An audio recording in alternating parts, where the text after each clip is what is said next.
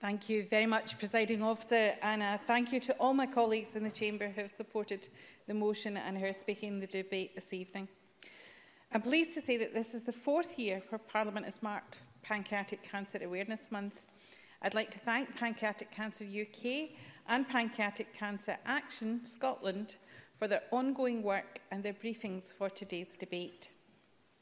Since the first debate in 2017, the tireless efforts of campaigners have ensured that this uniquely aggressive form of cancer is higher up the Scottish health agenda. I have to say that over the years, I have been moved on occasions to tears by contributions. I'm so glad that John Scott has returned to his parliamentary duties, his own struggle and the account of his wife's tragic diagnosis and passing were a seminal moment in this chamber. My own interest was sparked by my parliamentary assistant Nikki, whose mum also died from pancreatic cancer. Nikki is no longer with me, but following her graduation is now working for Pancreatic Cancer Action Scotland in her, quote, dream job. It is a source of great sadness that we can't have the usual public engagement normally accompanying this debate. I've become accustomed to seeing the gallery filled with activists determined to make a difference for people in pancreatic cancer. It's usually a sea of purple up there. Pancreatic Awareness Month takes place each November to raise awareness of the terrible disease and its impact on the loved ones and those suffering from it. People are often shocked to hear the statistics highlighted as part of the initiative.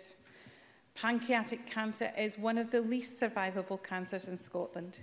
Only 1 in 4 people diagnosed with pancreatic cancer survive beyond a year, with the 5-year survival rate in Scotland at only 5.6%. For context, the more survivable cancers, the average 5-year survival rate is 69%. And that alone should tell us why we need to have this debate every year. If I'm to look at previous debates, there is a tragic thematic occurrence.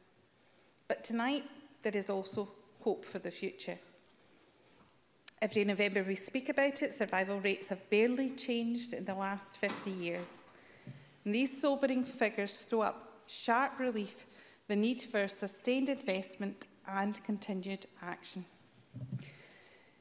Although pancreatic cancer can affect anyone across Scotland, we are now seeing research that poorer outcomes are according to socio-economic background, ethnicity and age. This is not just about survival rates. Societal inequality is what brought me to politics, and this drives me to tackle this health inequality that is rife amongst pancreatic cancer patients.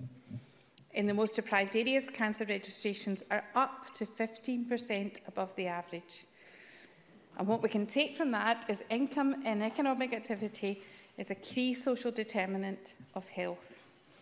And it is why the reduction of wealth inequality is not just a crucial economic goal, it's a health necessity and a moral imperative.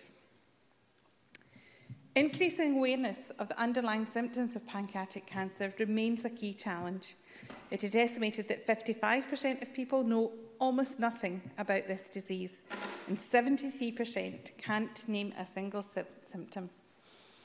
A powerful new advert from Pancreatic Cancer Action Scotland featured Gavin Oates emphasising the importance of knowing their systems, and I commend Gavin for his bravery.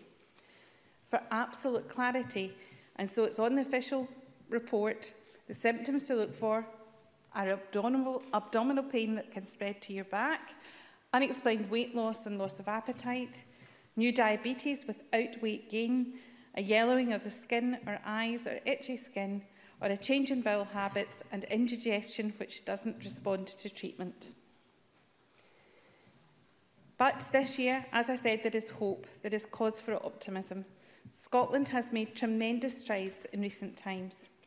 Our country is driving innovation and leading the way to better the lives of pancreatic cancer patients. If we look at the research initiatives such as the Glasgow Cancer Test and the Precision Panc platform led by Professor Biankin, there are pioneering new treatments and precision medicine for people with pancreatic cancer. Precision Panc seeks to uncover the molecular profile of individuals with pancreatic cancer and ultimately paving the way for patients entering clinical trials by matching their tumour biology to the type of treatment appropriate for them. Such ambitious research exemplifies Scotland's unwavering commitment to a better future for pancreatic patients. And we must emphasise the importance of early diagnosis. For those diagnosed in time for surgery, the 5-year survival increases by around 30%. With early diagnosis and intervention, lives can be saved and pancreatic cancer patients can lead a better quality of life. And that's a goal worth striving for.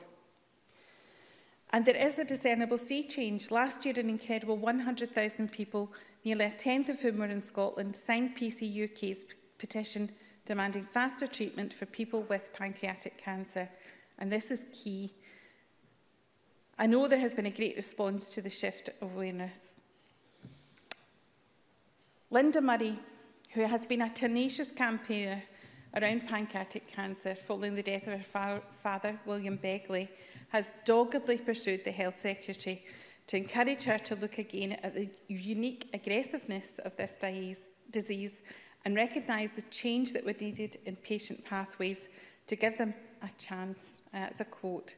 Because all her and her family wanted was her dad to have a chance to beat pancreatic cancer. And Linda sends her heartfelt thanks to the Health Secretary, Jean Freeman, for her support in getting this disease onto the agenda and forming the Pancreatic Cancer Working Group. Ms Freeman met with Linda and Dr Ross Carter and myself now over a year, nearly 2 years ago. And not only did she listen, but she listened and acted. We've seen an increased investment in pancreatic cancer research and recognition of the disease in the Cancer Strategy updated and published in April 2020 as part of Scotland's Cancer Recovery Plan. The plan commits to delivering early diagnosis centres across Scotland, absolutely key, providing a radical change to the patient experience of being tested. People will be able to attend a centre and have multiple tests in one go, saving effort, resources, and more importantly, time for these patients, time to give them that chance.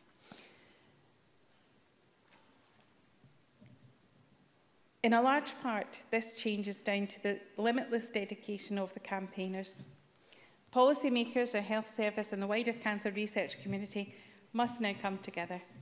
These figures have been static for so many years and will not change unless we can do more to improve the reality for people with pancreatic cancer in Scotland today. From pre-diagnosis at every stage onwards, there are so many points at which a patient can be supported by focusing the whole care pathway. It is my fervent hope that my constituents in Motherwell and Wishaw and the people across Scotland will back Pancreatic Cancer Awareness Month and help transform the lives of those affected by this awful disease. Tomorrow is World Pancreatic Cancer Day.